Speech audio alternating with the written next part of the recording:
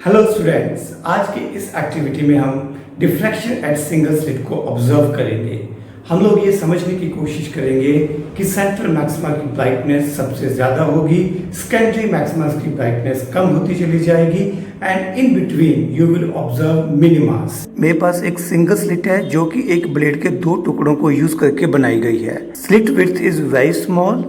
आप बड़ी मुश्किल से स्लिट को देख पा रहे हो। इसकी बैक साइड में देखते हैं, बैक साइड में हमारे पास क्या है।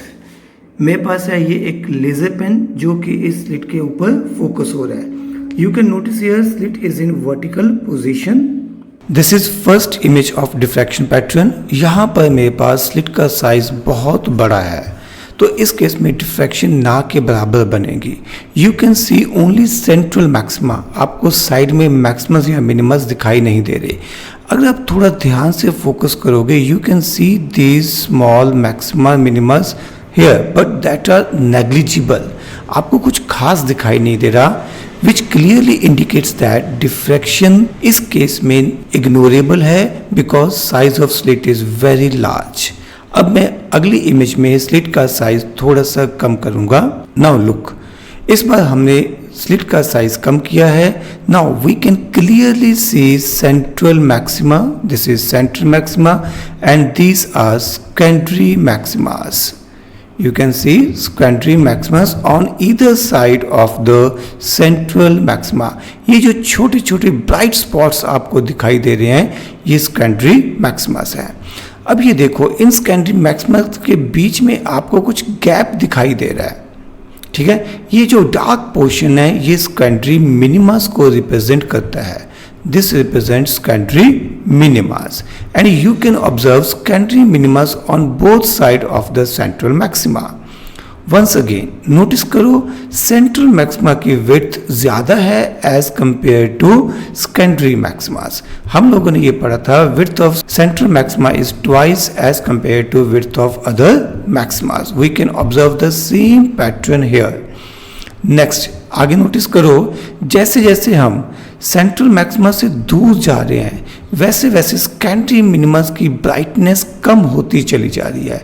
You can observe the same pattern on the both sides of central maxima. As we move away from the central maxima brightness of secondary maximas goes on decreasing.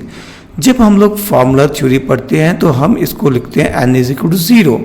तो ये हमारे पास हो गया n is equal to 1 for first secondary maxima. Similarly on the other side you will write n is equal to 1 for secondary maxima.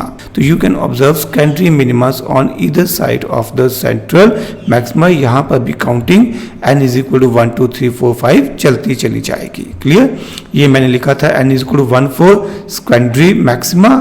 Now this is second secondary maxima, this one is third secondary maxima and so on। अब अगले case में मैं slit width का size और कम कर दूंगा, यानी कि डिफ्रैक्शन पैटर्न और ज्यादा डोमिनेट करेगा।